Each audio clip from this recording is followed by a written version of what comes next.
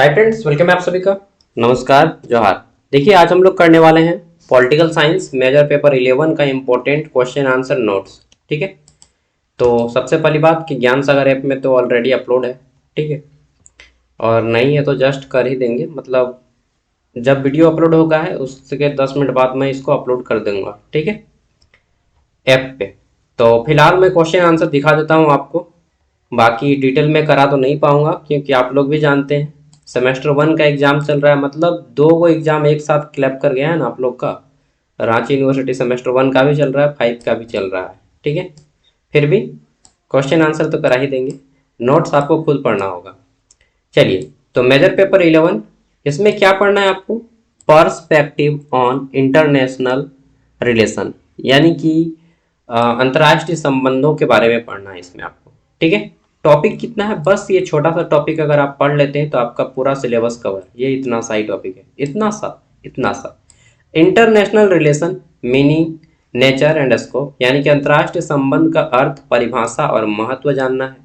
दूसरा है theoretical perspective. ठीक है, जिसमें आपको ये क्लासिकल, ठीक, liberalism, Marxist, feminist, post modernization, ये सब आपको पढ़ना है, ग्लोबलाइजेशन।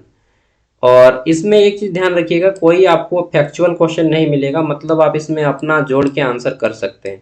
मैंने एक दिन बताया था कि आप जब भी पॉलिटिकल साइंस में विचारों को पढ़िएगा लोगों के, ठीक है, तो उसमें आप अपना भी विचार को ऐड कर सकते हैं। ठीक है, अपना विचार को जोड़ के लिख सकते हैं, और इसमें कोई फिक्स आंसर नहीं होता है। ठीक है। चलिए चलिए, तो देख लेते हैं। अंतर्राष्ट्रीय संबंधों का दृष्टिकोण पढ़ना है आपको, पर्सपेक्टिव। रांची यूनिवर्सिटी, नीलांबर पीताम्बर यूनिवर्सिटी, दोनों के काम में आएगा। और बाइलिंगुअल है। 10 सबसे पहले 1 मार्क्स वाले क्वेश्चन है, फिर 10 शॉर्ट आंसर टाइप क्वेश्चन है, then 10 long answer type question है। ठीक है, आगे देख लेते हैं नेक्स्ट क्वेश्चन।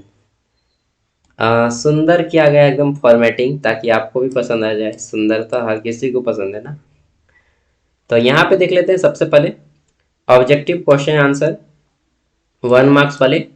तो पहला क्वेश्चन हिंदी इंग्लिश बाइलिंगुअल है। Who is known as the father of modern international relation. ठीक है, अंतर्राष्ट्रीय संबंधों के आधुनिक जनक किसे कहा जाता है? तो अंतर्राष्ट्रीय संबंधों के आधुनिक जनक किसको? एच मॉर्गेनथाउ को कहा जाता है। एच मॉर्गेनथाउ का पूरा नाम है हैंस मॉर्गेनथाउ। ये कौन है भाई? ये एक पॉलिटिकल साइंस के विचारक हैं, थिंकर जिसको बोलते हैं। ठीक है, एच मॉर्गेनथाउ। इंटरनेशनल रिलेशन के संबंध में इन्होंने जो है बहुत बड़े बड़े विचार दिए हैं, जिसके कारण इनको अंतर्राष्ट्रीय संबंधों के आधुनिक जनक कहा जाता है। क्या कहा जाता है? जनक, जन्मदाता अंतर्राष्ट्रीय संबंधों का। ठीक है। अंतर्राष्ट्रीय संबंध में हम पढ़ते हैं एक दूसरे देश के साथ संबंध। ठीक है। अगला है विच theory focus on power, politics and national interest. मतलब ना यार, बॉडी पेन कर रहा है थोड़ा सा, मतलब फीवर आया था, ठीक हुए हैं, उसके बाद फिर से मूर्ति विसर्जन के दिन में पूरा डांस कर दिए, तो फिर से बॉडी पेन करने लगा। चलिए, होता है ना कभी कभी। कौन सा सिद्धांत शक्ति, राजनीति और अंतर्राष्ट्र पर जो हित होता है? शक्ति, देखिए यहाँ पे पूछा रहा है कि कौन सा थ्योरी, थ्योरी का नाम बताना है, किस सिद्धांत के आधार पे शक्ति यानी कि पावर, ठीक है, राजनीति यानी कि पॉलिटिशियन, और राष्ट्रीय हित यानी कि नेशनल इंटरेस्ट, किसी राष्ट्र का हित निहित है। इस सिद्धांत को बोलते हैं क्या? यथार्थवादी सिद्धांत, यथार्थवादी दृष्टिकोण, इंग्लिश में बोलते हैं रियलिज्म थ्योरी। ठीक है, या रियलिज्म पर्सपेक्टिव। तो इसी सिद्धांत के आधार पे शक्ति, पावर और राष्ट्रहित को ध्यान में रखा जाता है। ठीक है।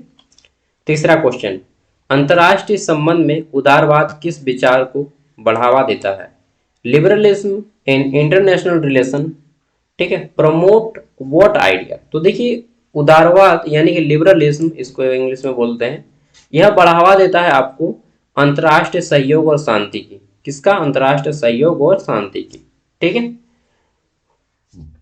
जबकि रियलिज्म में बढ़ावा क्या देता है? पावर, पॉलिटिक्स और नेशनल इंटरेस्ट का। ठीक है, यही सब तो आपको नोट करना है, मेन मेन पॉइंट यही है। चलिए, इंटरनेशनल कोऑपरेशन एंड पीस। चौथा क्वेश्चन है वैश्विक राजनीति में पूंजीवाद की आलोचना कौन सा दृष्टिकोण करता है? तो इंटरनेशनल जब पॉलिटिक्स होता है, ठीक है, विच अप्रोच, बढ़िया,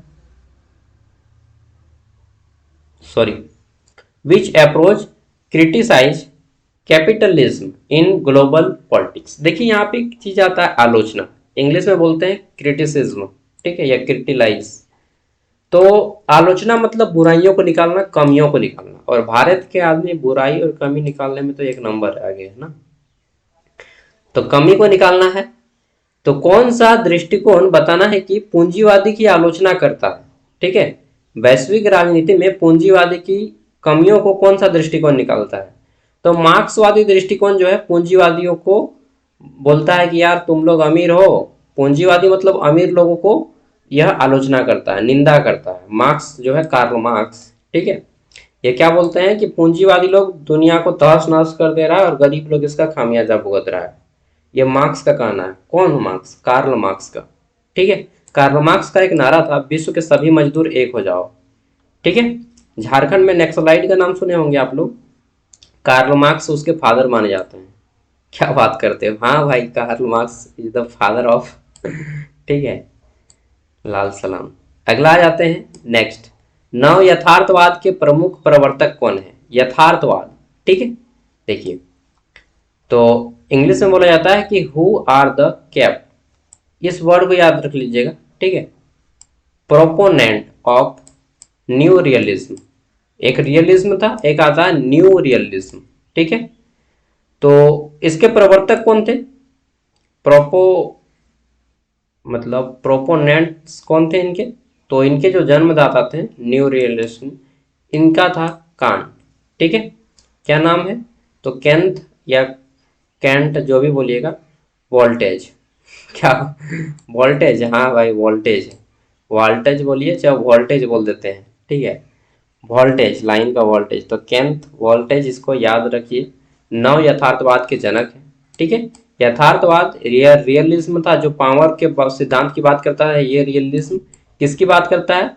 ये बात करता है पावर की, ठीक है, पावर की, पॉलिटिक्स की और नेशनल इंटरेस्ट की। इसी के आधार पे नव यथार्थवाद आया, नव यथार्थवाद, न्यू रियलिज्म, ठीक है। और इसको किन्होंने दिया है? केंथ वोल्टेज। अगला आ जाता है हमारा यहाँ पे feminist theory in IR, IR that means international relation, ठीक है। फेमिनिस्ट मतलब नारीवाद, फीमेल मतलब नारी होती है जी, महिला, तो फेमिनिस्ट मतलब नारीवाद। थ्योरी में क्या फोकस किया गया है, ठीक है, फोकस्ड ऑन व्हाट, अंतर्राष्ट्रीय संबंध में नारीवादी सिद्धांत मुख्य रूप से किस पर केंद्रित है? किसको केंद्रित करता है? तो लैंगिक असमानता और महिलाओं की भूमिका को केंद्रित करता है, ठीक है।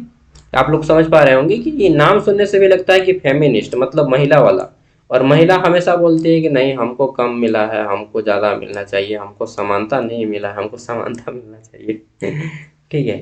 तो महिलाओं की समानता की बात की गई है, ठीक है, उनको समान अधिकार की बात की गई है। आप लोग खुद से भी इस पे जोड़ के लिख सकते हैं ना जी। चलिए अगला आ जाता है question number 7, what does post modernism challenge in IR. यानी कि देखिए, पोस्ट मतलब उत्तर, ठीक है, मॉडर्निज्म मतलब आधुनिकतावाद। तो अभी अंतरराष्ट्रीय विश्व में आधुनिकतावाद कौन कौन सी समस्याएं हैं ये पूछा गया है। तो देखिए सबसे बड़ी समस्या क्या है? वस्तुनिष्ठ सत्य और शक्ति की पारंपरिक अवधारणा। नहीं समझे? नहीं समझे। Objective truth and traditional motion, जो नॉमिनेशन है उसका पावर, ठीक है।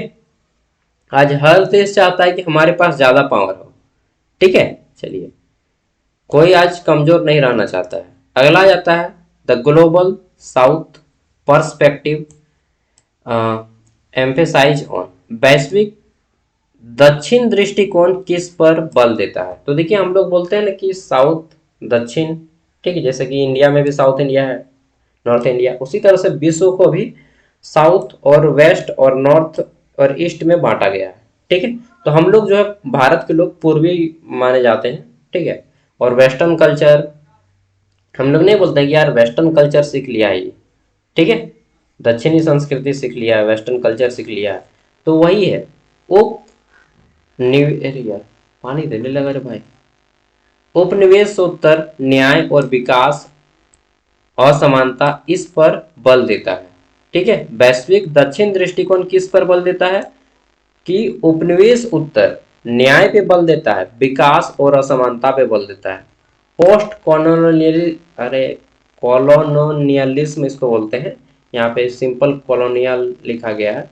जस्टिस एंड डेवलपमेंट इनइक्वालिटी पे बल देता है। ठीक है, चलिए, इसीलिए तो दक्षिण के देश जो है ज़्यादा डेवलप्ड है पूरब के देशों की तुलना में। ठीक है, क्योंकि उन लोग न्याय पे विकास देता है बल, जो विकास पे जो असमानता है उस पे बल देता है। इसीलिए तो दक्षिण के जितने भी साउथ इंडिया की बात करें चाहे साउथ कंट्रीज की बात करें, सब डेवलप्ड है लगभग लगभग। ठीक है, यहाँ पे तो हम लोग धर्म के नाम पे ही लड़ने लगते हैं ना जी। अगला है, और एक चीज जब भी आपको पढ़ना पड़ेगा ना पॉलिटिकल साइंस में यही सब थ्योरी, विचारक, चिंतक, तब आपका दिमाग थोड़ा दही हो जाएगा। अंतर्राष्ट्रीय संबंधों का उद्भव किस युद्ध के बाद हुआ? इंटरनेशनल रिलेशन जो है एमर्ज हुआ आफ्टर विच वॉर। तो कब एमर्ज किया गया? देखिए, प्रथम विश्व युद्ध होता है 1919 में, 1914 से 1919, आपको याद होगा प्रथम विश्व युद्ध, फर्स्ट वर्ल्ड वॉर। उसके बाद ऐसा लगने लगा कि नहीं अब पूरे दुनिया को एक होना ही पड़ेगा, नहीं तो आपस में लड़ के मर जाएगा सब देश।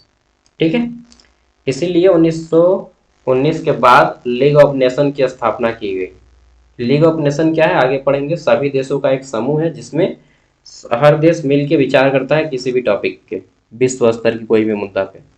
अगला आ जाता है पॉलिटिक्स एमोंग नेशन, एक बुक है। ठीक है, हम लोग भी ग्रेजुएशन के टाइम में पढ़े थे, बिकॉज मेरा भी पॉलिटिकल साइंस ऑनर्स था ग्रेजुएशन में। Who wrote the politics among nation, तो ये बुक किसने लिखा है? बहुत फेमस बुक है पॉलिटिक्स एमोंग नेशन। ठीक है, मतलब राष्ट्रों के बीच राजनीति, हिंदी में इसको बोलते हैं राष्ट्रों के बीच राजनीति। एमोंग मतलब होता है बीच में, दो से अधिक के बीच में जब होता है तुलना तो उसको एमोंग बोलते हैं। ठीक है, तो जब विश्व के राष्ट्रों के बीच तुलना की जाती है तो उसे ही पॉलिटिक्स एमंग नेशन बुक में दिखाया गया, दर्शाया गया है। और इस बुक को लिखा है एच मॉर्गनथाउ ने। ठीक है, चलिए ये हो गया। हाँ, इतना समझ गए ना। अब मैं दिखाता हूँ क्वेश्चंस। ठीक है, 5 मार्क्स वाले। अंतर्राष्ट्रीय संबंध की परिभाषा दें और इसके क्षेत्र की व्याख्या करें। Define international relation and explain it's scope. तो देखिए, अंतर्राष्ट्रीय संबंध क्या है? अंतर्राष्ट्रीय संबंध IR वह अध्ययन क्षेत्र है जो राष्ट्रों के बीच पारस्परिक संबंधों को बताता है। जैसे दो देशों के बीच कितना संबंध है, कैसा संबंध है, संबंध अच्छा है या बुरा है। ठीक है, संघर्ष मतलब लड़ाई झगड़ा तो नहीं हो रहा है या सहयोग हो रहा है। जैसे भारत और पाकिस्तान के बीच में संघर्ष है लेकिन भारत और नेपाल के बीच में सहयोग है। ठीक, शक्ति संतुलन है या नहीं, मतलब एक राष्ट्र दूसरे राष्ट्र ज्यादा अमीर तो नहीं है, ज्यादा पावरफुल तो नहीं है, ये सब बातों को भी इसमें पढ़ा जाता है। इसका दायरा क्या है? तो राजनीतिक, एक राष्ट्र दूसरे राज्य से राजनीतिक तुलना करता है, आर्थिक तुलना करता है कि हम पॉलिटिक्स में उससे बेटर हैं या नहीं, इकोनॉमिक से उससे बेटर है या नहीं। जैसे हम लोग बोलते हैं कि हमारी जो राजनीति है बहुत गंदी है, हमारा जो इकोनॉमी है चीन की तुलना में काफ़ी पिछड़ा हुआ है। ठीक है, संस्कृति हम लोग का अच्छा है, सामाजिक ढांचा ठीक ठाक है, सुरक्षा संबंधी हमारे उतने अच्छे नहीं है जितना कि चाइना में है। ठीक है, तो एक राष्ट्र दूसरे देश से तुलना करके इस सब बातों को लिखता है, बताता है। यह अध्ययन कराता है कि किस प्रकार राज्य, अंतर्राष्ट्रीय संगठन जैसे यूएनओ, यूएनओ क्या है? यूएनओ को फुल फॉर्म होता है यूनाइटेड नेशन ऑफ ऑर्गेनाइजेशन। विश्व के सभी देश आपस में मिलकर एक कमेटी बनाए हैं, उसको नाम दिया गया है यूएनओ। हिंदी में बोलते हैं संयुक्त राष्ट्र संघ, इंग्लिश में UNO, United Nation of Organization. ठीक है, और इसका मुख्यालय अमेरिका का सबसे बड़ा शहर न्यूयॉर्क में। ठीक है, यूएनओ का मुख्यालय। लगभग 200 से ज्यादा देश इसके सदस्य हैं। यूएनओ, एनजीओ, ठीक है, ये बहुराष्ट्र कंपनियां, बहुराष्ट्र कंपनी मतलब ऐसी कंपनी जो एक से अधिक राष्ट्र में है, जैसे एप्पल, अमेजॉन, ये सब कंपनी केवल भारत में नहीं है, भारत से के अलावा भी बहुत सारे देशों में है। तो बहुराष्ट्र कंपनी इसको बोलते हैं मल्टीनेशनल कंपनीज, इंग्लिश में बोला जाता है एमएनसी। एमएनसी, एमएनसी मतलब मल्टीनेशनल कंपनीज। ठीक है, और एमएनसी में जो लोग काम करते हैं उनका सैलरी बहुत होता है। आईएएस आईपीएस का कुछ नहीं सैलरी है इसके साथ, मतलब करोड़ों में सैलरी होता है यार। ठीक है, तो don't be comparison with multinational sectors. ठीक है, चलिए। आज के युग में जलवायु परिवर्तन हो रहा है, ठीक है, जैसे कि ग्लोबल वार्मिंग बढ़ रहा है, तापमान बढ़ रहा है, मानव अधिकार, वैश्विक व्यापार जैसे मुद्दे भी इसके अंतर्गत आते हैं। तो विश्व स्तर पे जो है इन सभी टॉपिक पे हम लोग ध्यान देते हैं। समझ गए? बिल्कुल समझे होंगे यार। नहीं समझे तो अब कूट काट के समझाएंगे आपको, काट के नहीं, कूट के। चलिए, शास्त्रीय यथार्थवाद क्या है? तो व्हाट इज क्लासिकल रियलिज्म? देखिए, शास्त्रीय यथार्थवाद 20वीं सदी की शुरुआत में विकसित हुई और इसका मुख्य उद्देश्य यह है कि अंतर्राष्ट्रीय राजनीति, शक्ति, ठीक है, पॉलिटिक्स, पावर, इन सब के बीच में स्वार्थ आधारित है। ठीक है, हर देश अपना स्वार्थ नहीं रखता है, चाहे भारत हो चाहे कोई भी देश हो, अपना स्वार्थ तो सबसे पहले हर कोई देश रखता है। ठीक है, तो एच मॉर्गनथाउ जैसे विचारक ने क्या कहा है इस संबंध में कि मानव जो है स्वभाव से स्वार्थी है, मनुष्य हमेशा स्वार्थी ही है। अगर आप किसी लड़के से भी बात करते हैं तो उसके पीछे कुछ स्वार्थ होगा आपका। हो सकता है वह बहुत अच्छा लुकिंग दिखता हो, ठीक है, या बहुत अमीर हो, या उसके पास अच्छा बिहेवियर हो, तो वो भी आपका एक स्वार्थ है ना भाई। ठीक है, तो स्वार्थ किसी भी रूप में हो सकता है, तो अपने अस्तित्व और शक्ति के लिए संघर्ष करता है। क्या बोलते हैं मॉर्गन था कि क्या कहा इन्होंने कि मानव जो है स्वभाव स्वार्थी है, मतलब मनुष्य मूल रूप से स्वार्थी है, और राज्य भी अपने अस्तित्व और शक्ति के लिए संघर्ष करता है, मतलब प्रत्येक व्यक्ति अपने शक्ति को बढ़ाना चाहता है। ठीक है, यह सिद्धांत शांति की तुलना में शक्ति संतुलन को प्राथमिकता देती है। तो शांति की तुलना में यह शक्ति के संतुलन को प्राथमिकता देती है। ये क्या बोलते हैं कि अगर शांति चाहिए तो दोनों के पास इक्वल पावर होना चाहिए। ठीक है, अगर एक के पास ज्यादा पावर रहेगा, एक के पास कम पावर रहेगा, तो फिर वो उस पर हावी हो जाएगा ना। इसीलिए शक्ति का संतुलन होना चाहिए। ठीक है, चलिए अगला जाता है अंतरराष्ट्रीय संबंध में उदारवाद की व्याख्या कीजिए। एक्सप्लेन द लिबरलाइजेशन नहीं, यहाँ पे लिबरलिज्म बोला गया ना, इंटरनेशनल रिलेशन। तो देखिए, उदारवाद का मुख्य सिद्धांत यह है कि सहयोग और आपसी समझ के माध्यम से शांति का संभव करना। ठीक है, उदारवाद क्या बोलता है कि हमें एक दूसरे देश की सहयोग करनी चाहिए और आपसी समझ के माध्यम से शांति को बढ़ावा देना चाहिए। यह मानता क्या है? उदारवाद के लोग मानते हैं, उदारवाद विचारधारा वाले लोग, जैसे कि मैं भी एक उदारवादी ही हूँ, मतलब मैं अपने आप को उदारवाद में काउंट करता हूँ। राज्य केवल शक्ति की तलाश में नहीं रहते, बल्कि वे आर्थिक यानी कि इकोनॉमिक, सामाजिक हितों का सहयोग भी करते हैं।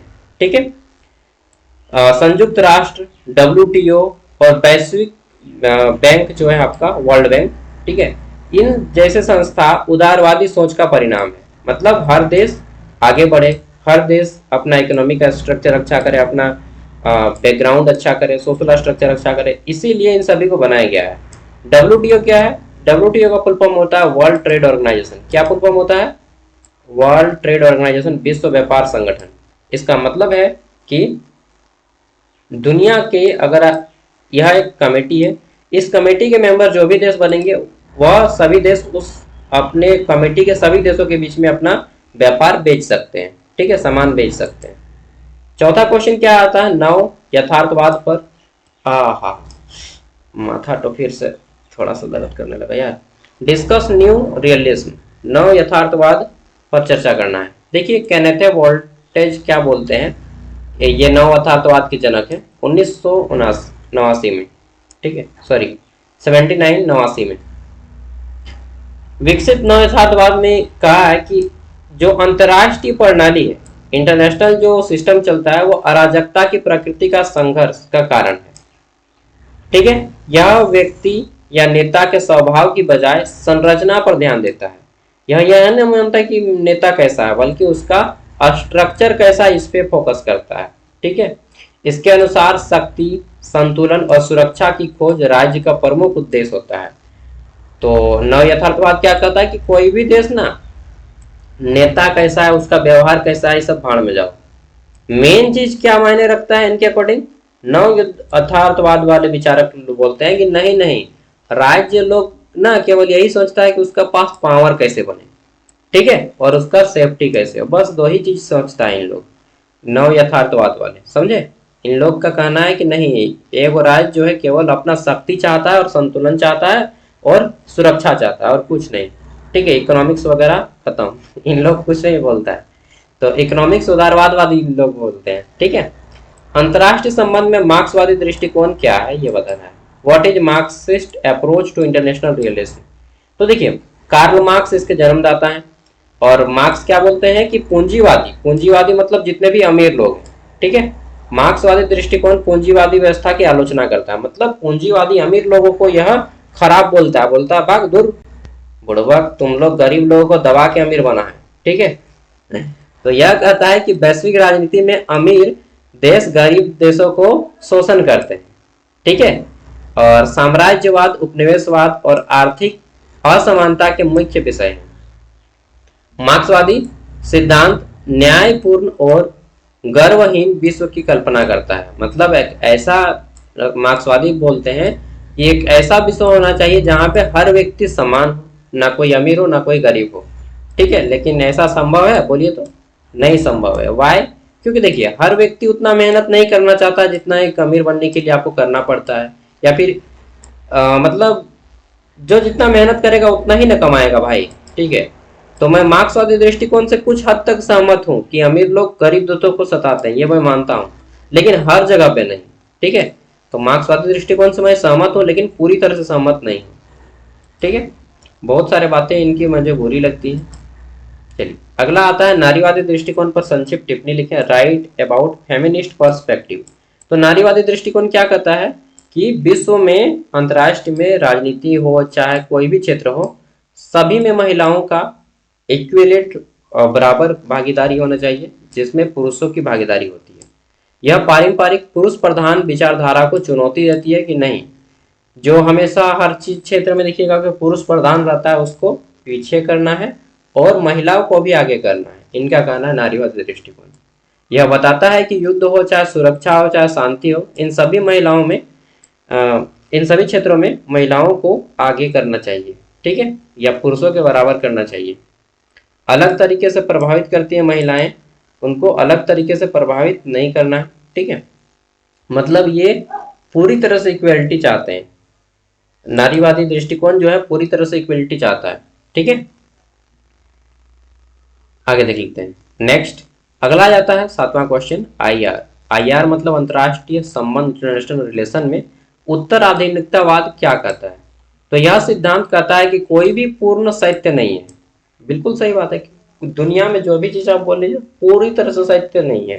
ठीक है, मतलब ऐसा पढ़िएगा कि लगेगा कि यार मैं क्या पढ़ रहा हूँ, फिलोसफी तो नहीं पढ़ रहा हूँ। पॉलिटिकल साइंस में जब थिंकर लोग का पद में पढ़ता था ग्रेजुएशन में, तो मुझे खुद अपवर्ड लगता था कि यार क्या सब्जेक्ट ले लिए हैं बिना ढंग का एकदम। ठीक है, तो क्या बोल रहा है कि यह सिद्धांत क्या कहता है, कौन सा सिद्धांत? उत्तर आधुनिकतावाद, पोस्ट मॉडर्निज्म। यह कहता है कि इन सिद्धांत को देने वाले विचारक बोलते हैं कि दुनिया में कुछ भी सत्य नहीं है। यह सिद्धांत कहता है कि कोई भी पूर्ण सत्य नहीं है दुनिया में, चाहे आप कुछ भी बोले कि मैं खाना खा रहा हूं ना, यह भी सत्य नहीं है। आप खाना खा रहे हैं, कैसे आप खाना खा रहे हैं? आप तो चबा के खा रहे हैं, इसके साथ आप पानी भी पी रहे हैं, तो केवल खाना कैसे आप खा रहे हैं? ठीक है, पूर्ण सत्य नहीं है। इसके अलावा आप बात भी कर रहे हैं खाना खाते वक्त। ठीक है, आप हवा भी खा रहे हैं, तो दुनिया में कोई भी चीज पूर्ण सत्य नहीं है, ये मानते हैं। यह पारंपरिक सिद्धांत जैसे कि यथार्थवाद, उदारवाद को आलोचना करते हैं। ये बोलते हैं कि दुर्पूर्वक राज्य यथार्थवाद पे थोड़ी चलता है ना उदारवाद पे चलता है। यह जो है दुनिया में कुछ भी सत्य नहीं है। मतलब ये थोड़ा फिलोसफिकल टाइप में चला जाता है। ठीक है, तो यह भाषा, विचार और शक्ति के संबंध को केंद्र में रखते हैं। यह बोलते हैं क्या है कि आपका भाषा कैसा है, आपका विचार कैसा है, आपकी शक्ति कितनी है, इन सभी बातों पे फोकस करना चाहिए। कौन? उत्तर आधुनिकतावाद वाले बोलते हैं। ठीक है, बाकी आप अपना दिमाग से जो लिखने में आए आम निम कठोर सब उतार दीजिएगा, कॉपी में लिख दीजिएगा यार, पास हो जाइएगा। चलिए ठीक है, आगे देख लेते हैं। वैश्विक दक्षिण दृष्टिकोण की व्याख्या कीजिए। तो देखिए, मैंने बताया था कि साउथ इंडिया के बारे में बताना है, जिस तरह से सोच लेना है, मतलब साउथ एशिया के बारे में बताना, सॉरी साउथ के नेशनल के बारे में बताना है आपको।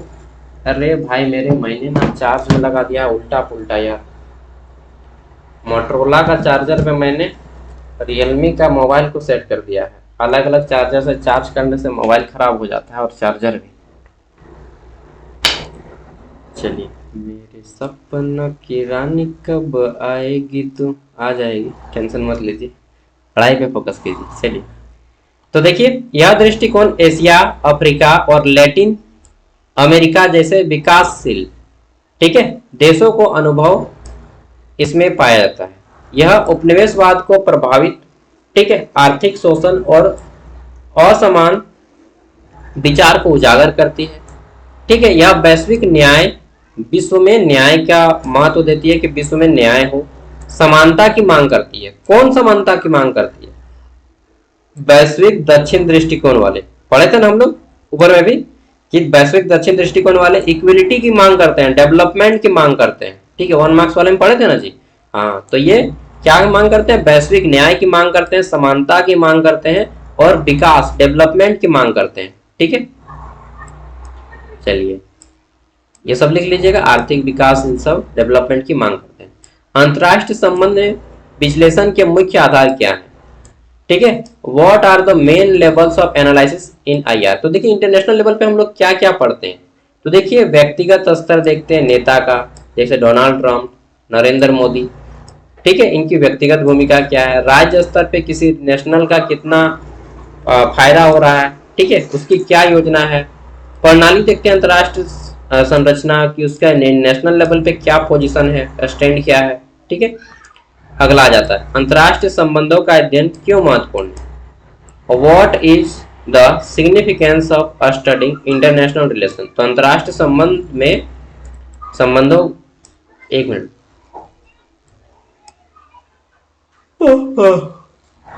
हमें इंटरनेशनल रिलेशन क्यों पढ़ना चाहिए। तो देखिए हमें अंतरराष्ट्रीय संबंध इसलिए पढ़ना चाहिए ताकि विश्व में सभी देश इक्वलिटी हो। आप अपना विचार रखिएगा, राजनीतिक ढांचा विश्व के सभी देशों का लगभग सेम रहे, युद्ध कम हो, शांति ज्यादा से ज्यादा हो, इन सभी के लिए हम लोग इंटरनेशनल रिलेशन पढ़ते हैं। यह छात्रों को कूटनीति, ठीक, विदेश नीति और वैश्विक संगठन की भूमिका का ज्ञान देता है। इससे वैश्विक नागरिकता, अंतर्राष्ट्रीय सहयोग की भावना विकसित होती है। ठीक है, अब आता है 400 मार्क्स वाले क्वेश्चन जो कि वेरी लॉन्ग आंसर टाइप है, 15 मार्क्स के लिए। चलिए देख लीजिए, अंतर्राष्ट्रीय संबंध की परिभाषा दीजिए तथा उसके स्वरूप क्षेत्र की व्याख्या करें। ठीक है, चलिए तो सबसे पहले बता देना है स्वरूप क्षेत्र, ठीक, उसके बाद परिभाषाएं बतानी, अलग अलग थिंकर्स की, एच मॉर्गेंथा हो गया, ठीक है, नॉर्मन एंजेल होंगे। उसके बाद स्वरूप बताना है, नेचर क्या है इसका, फिर क्षेत्र क्या है। देखिए दोस्त, इतना मैं पढ़ाऊंगा 4 साल तक और 60 रुपया अगर मांगता हूँ तो कोई बड़ा चीज तो नहीं मांग रहा हूँ आपसे। फिर भी अगर किसी को नहीं माने तो नहीं लूंगा यार, जबरदस्ती नहीं कराना चाहिए। फिर भी अगर आप खरीद लेंगे तो मेरा फायदा होगा थोड़ा सा और आपको बहुत ज्यादा फायदा होगा। ठीक है, सेमेस्टर 5, 6, 7, 8 आपका पूरा कंप्लीट हो जाएगा। फिर उसके बाद आपके घर में कोई जूनियर होंगे तो उसको पास दे दीजिएगा। 4 साल तक पास का आप फायदा उठाएंगे। ठीक है, आप, आपकी जूनियर। चलिए 60 रुपया में, 60 रुपया कोई बड़ी चीज़ है क्या जी, बताइए तो। मैं इतना कम फीस रखा हूँ ताकि हर कोई अफोर्ड कर सके, लेकिन सर हर कोई सोचता है कि, मतलब मैक्सिमम लोग सोचते हैं कि फ्री में जब मिल ही जा रहा है तो क्यों खरीदेंगे। चलिए भाई क्या ये बोलेंगे। और शास्त्रीय यथार्थवाद के प्रमुख सिद्धांतों और धारणाओं की व्याख्या करें। ठीक है, ये सब हम लोग को अभी पढ़ लिया है। अब मैं डायरेक्टली करा देता हूँ क्योंकि इसके बाद अभी आज मुझे 7 को वीडियो अपलोड करना है। आपको अगर दे देंगे ना तो आप माथा पीट लीजिएगा, अरे बाप रे बाप, कैसे करते हैं सागर भैया, क्या बताएं दोस्त। यही तो है जिंदगी ना, जीना इसी का नाम है। अगला आप देख लेते हैं, तो क्वेश्चन है नव यथार्थवाद की व्याख्या कीजिए और बताइए यह शास्त्र यथार्थवाद पर किस प्रकार भिन्न है, ये दोनों दूसरे से कैसे अलग हैं। ठीक है, चलिए क्वेश्चन हिंदी इंग्लिश दोनों में है लेकिन उत्तर केवल और केवल हिंदी में है। हाँ, कुछ मेन पॉइंट्स को मैंने इंग्लिश में लिखा है बिकॉज 90% स्टूडेंट जो है वो हिंदी मीडियम के ही हैं। सो मैं आंसर आपको हिंदी में इसीलिए करा देता हूँ। ठीक है, चलिए, और मैं भी हिंदी मीडियम का ही हूँ तो मुझे हिंदी में ज़्यादा कंफर्टेबल फील होता है, ये भी एक रीजन। आइए देख लेते हैं नेक्स्ट क्वेश्चन आता है हमारा कि अंतरराष्ट्रीय संबंधों में उदारवादी दृष्टिकोण की व्याख्या कीजिए तथा इसकी प्रमुख विशेषताओं को चर्चा करना है। ठीक है। Explain the liberal approach to international relation and discuss its major features. ठीक है, चलिए ये सब पढ़ लेना है आपको। अच्छा, ये जो है वुडरो विल्सन, ठीक है, इसके बारे में थोड़ा सा पढ़ लीजिएगा क्योंकि ये बहुत फेमस है। और पब्लिक एडमिनिस्ट्रेशन का नाम सुने होंगे आप, लोक प्रशासन, उसके फादर कहे जाते हैं, फादर ऑफ पब्लिक एडमिनिस्ट्रेशन, लोक प्रशासन। मैंने एमए से पब्लिक एडमिनिस्ट्रेशन किया है, लोक प्रशासन। वुडरो विल्सन के ऊपर मैंने एक बुक पढ़ा है, ठीक है। अमेरिका के बहुत फेमस व्यक्ति हैं, अभी नहीं थे, 1800 के टाइम में, 1885-87 के टाइम में बहुत फेमस थे। अगला है वुडरो विल्सन के बारे में प्रमुख विचार पढ़ना है, ठीक है। सबका अलग अलग विचार पढ़ना है। फिर आलोचनाएं, मतलब कौन क्या क्या कमी को निकालता है, आलोचना मतलब कमी निकालना, ठीक है। उसके बाद निष्कर्ष। क्वेश्चन नंबर 5 आता है, अंतर्राष्ट्रीय संबंध में मार्क्सवादी दृष्टिकोण की चर्चा कीजिए और आज के संबंध में इसकी क्या प्रासंगिकता है ये बताना है, ठीक है। चलिए आगे देख लेते हैं अगला क्वेश्चन। फिर मुख्य धारणाएं पढ़नी है, ठीक है। उसके बाद मुख्य विचारकों के नाम पढ़ लेने हैं। आगे देखते हैं नेक्स्ट क्वेश्चन। बड़ा लंबा लंबा क्वेश्चन का आंसर किए हैं और आप लोग को भी 400 शब्दों से अधिक में आंसर करना है एग्जाम में, ठीक है। क्वेश्चन नंबर 6, अंतर्राष्ट्रीय संबंध में नारीवादी दृष्टिकोण की व्याख्या करें। देखिए जो मैंने शॉर्ट में पढ़ाया उसी को लॉन्ग में लिखा है डिटेल में, ठीक है। शॉर्ट में मैंने आपको समझा दिया है, डिटेल में आप खुद कर लीजिएगा क्योंकि अब आप लगभग 3 साल से ज़्यादा पढ़ चुके हैं ना, और अब आपके पास उतना एक्टिव आ गया होगा, एक्टिविटी आपके अंदर उतनी एबिलिटी आ गई होगी कि आप खुद क्वेश्चन को एक बार समझने के बाद पूरा डील कर सकते हैं, ठीक है। क्योंकि आप ग्रेजुएट होने वाले हैं, ठीक है। और आज का ग्रेजुएशन मतलब काफ़ी टफ ग्रेजुएशन है, अभी जो 4 साल का हो गया। आगे देख लेते हैं, discuss the post modernism perspective in international relation, ठीक है, एंड इट्स मेजर आइडियाज क्या हैं ये बताने हैं। अंतर्राष्ट्रीय संबंध में उत्तर आधुनिकतावाद दृष्टिकोण की चर्चा कीजिए। तो उत्तर आधुनिकतावाद वाले क्या बोलते हैं कि भाई हमें न्याय दो, हमें समानता दो, ठीक है, हमें डेवलपमेंट दो, ठीक है। चलिए आगे देख लेते हैं। नेक्स्ट अगला क्वेश्चन आ जाता है, अंतर्राष्ट्रीय संबंधों में वैश्विक दृष्टिकोण की व्याख्या करना है। एक्सप्लेन द ग्लोबल, एक मिनट, हाँ, global south perspective in international relation, ठीक है। इस तरह से हमारा यहाँ पे कंप्लीट होता है। अवधारणा आ जाता है, कॉन्सेप्ट, मुख्य विचार आ जाते हैं और आइडियाज, और फिर मुख्य विचार और सिद्धांत और महत्व, एंड लास्ट में 2 क्वेश्चन बचते हैं, क्वेश्चन नंबर 9 एंड 10। पूछा गया है compare and contrast realism and liberalism in international relation. अंतर्राष्ट्रीय संबंध में यथार्थवाद और उदारवाद की तुलना कीजिए, ठीक है। चलिए आगे बढ़ जाते हैं। अंतिम क्वेश्चन, क्वेश्चन नंबर 10, और इसमें क्या है। अच्छा, ऐप जिनको परचेज करना है, लिंक वीडियो का डिस्क्रिप्शन में मिल जाएगा ऐप का, वहाँ से इसको ले लीजिएगा, ठीक है। कितना पेज का PDF है जी? ये है आपका 69 पेज का PDF है। 3 घंटा आराम से पढ़िएगा ना, खत्म हो जाएगा, ठीक है। 69 पेज का PDF इसीलिए क्योंकि बड़ा बड़ा अच्छा है, मतलब एकदम अक्षर बड़ा बड़ा है, बोल्ड बोल्ड अक्षर है, देख रहे हैं कितना बड़ा बड़ा अक्षर में लिखे हैं, इसीलिए 69 पेज, नहीं तो लगता 20-25 पेज में खत्म हो जाता। अंतर्राष्ट्रीय संबंध के विकास और महत्व की चर्चा करें, ठीक है। अंतर्राष्ट्रीय संबंध में विकास और डेवलपमेंट किस तरह से होता है ये बताना है। तो इस तरह से यहाँ पे टोटल हम लोगों ने कंप्लीट कर लिए क्वेश्चंस, और मिलते हैं अब नेक्स्ट वीडियो में। आपका माइनर पेपर कोशिश करेंगे जल्दी ही लाने का, ठीक है ना। Okay, bye bye, take care, all the best, अच्छे से एग्जाम दीजिए। और अगर किसी को प्रॉब्लम होता है तो आप हमें इस नंबर पे व्हाट्सएप कीजिएगा, जिनके पास नंबर नहीं है नोट कर लीजिएगा, 89 86 60 75 41। ओके दोस्तों, bye, take care, bye bye, all the best.